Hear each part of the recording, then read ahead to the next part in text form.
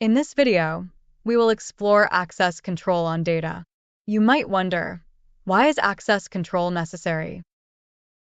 Access control on data is essential for several reasons. 1. Security. Protects sensitive information from unauthorized access, reducing the risk of data breaches and cyber attacks. 2. Privacy. Ensures that personal and confidential data is only accessible to authorized individuals, complying with privacy laws and regulations. 3. Data integrity. Prevents unauthorized modifications, deletions, or additions to data, maintaining its accuracy and reliability. 4. Compliance.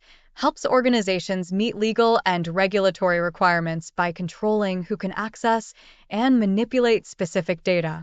5. Operational efficiency. Limits access to data based on roles and responsibilities, reducing the likelihood of errors and improving overall productivity. 6. Audit and accountability. Enables tracking and logging of data access and changes, providing a clear audit trail for accountability and forensic analysis. By implementing access control measures, organizations can safeguard their data, ensure compliance, and maintain operational integrity. Velocity offers access control at various levels. Access to the application is typically managed by defining roles at the application level. Once a user has access, Velocity administrators can further refine permissions at both the row and column levels. We will explore these capabilities in this video. Let's set up row access for the Transactions tab. We will use the region column and see how we can restrict the view of the user using values from the region column. We click on Assign Criteria of the Velocity Design Framework, followed by clicking on Row, and then clicking on Create. This will create a user row access sheet in our workbook, with 2 columns with user and view. The pop-up message has instructions on what to do next. Take a snapshot of those and click on OK to continue. Enter a user login in the user column, cell A2, and press Return. If a hyperlink is formed, we need to remove that, which can be done by pressing Ctrl and Z keys together. In our case, I am going to use my login ID. Next, we need to link export this cuboid and store it with our application. Give it a name and link export it. Confirm creating of the cuboid by clicking on Yes. The cuboid has been created. Click on OK to continue. Click on No on the next pop-up. Now, we need to add a column that we need to set our access on. We had decided on the region column, so let's add that. From the View Metadata menu, select the Transactions and then Columns, followed by the region, and click on Add in Row Column Criteria. Velocity adds the region column to our row access criteria cuboid, not only in the workbook, but also in the server. If there were more columns that we need to set the criteria on, we would repeat these steps. Once this is completed, we need to associate our user row access with the Transactions table. We do this from the Assign Criteria menu, selecting Row, followed by Assign Row Criteria. Click on Yes on the confirmation pop-up, followed by clicking OK on the next pop-up. Since there is no value in the region column, there are no restrictions on the user. To restrict the user, we need to add a value. Let's say NAM. Submit the cuboid after doing so. Currently, all data is visible to the user. Now, let's download the Transaction tab and see the effects of the row criteria. Notice how only the rows matching the criteria are visible. The row criteria works at the database level, that is, only the dataset that the user has access to is brought to the worksheet. Since the row access works at the database level, we don't need it in the workbook, and therefore it should be unlinked. Let's say we forget to unlink the row access criteria. It will not be shown in the user workbook because we did not update the template manifest. However, as good practice, we should unlink the criteria table. We will select to remove dependencies. Click on OK on the following informational pop-up and delete the tab from the workbook. Now, if we had the need to see the criteria table, We can bring it back into our workbook, but only in the design mode by clicking on Actions, followed by Link Import, and then selecting User Row Access. Next, the Link Import dialog box will show up. Enter the NH hierarchy, collaboration, and whiteboard to navigate to the cuboids, and then select the User Row Access cuboid and click on Link Import. The cuboid is link imported and metadata for the cuboid created. Now that we have the cuboid, let's go ahead and remove the restriction for end-am for user and submit the cuboid.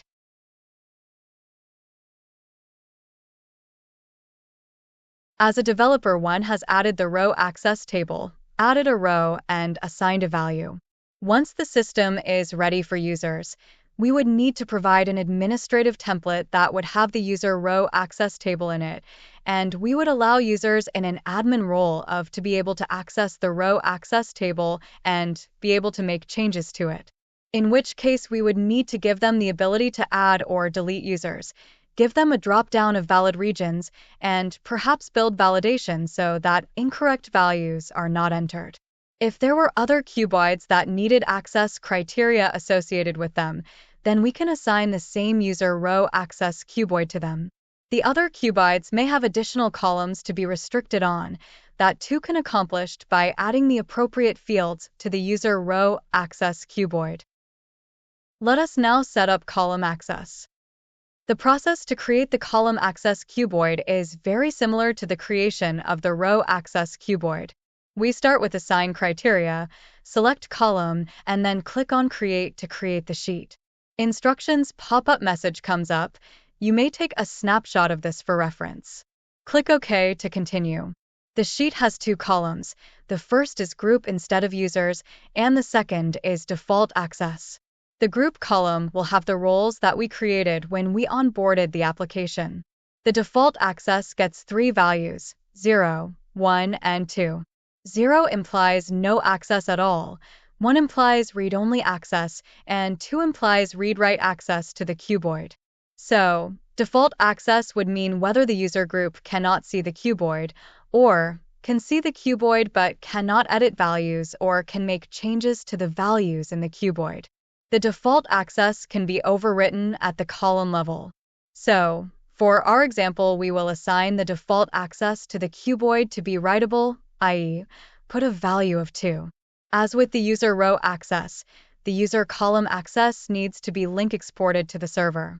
We will navigate the neighborhood hierarchy, select the collaboration followed by whiteboard, and give the cuboid a name, and click on Link Export. Click on Yes on the pop-up requesting confirmation. Click on the OK on the successful creation of the cuboid. Click on No for default format being applied. Let's move the sheet to before the transactions cuboid sheet. Next, we need to add fields that will control the access to the cuboid. Let's assume we want to restrict access based on TXN amount and TXN currency columns.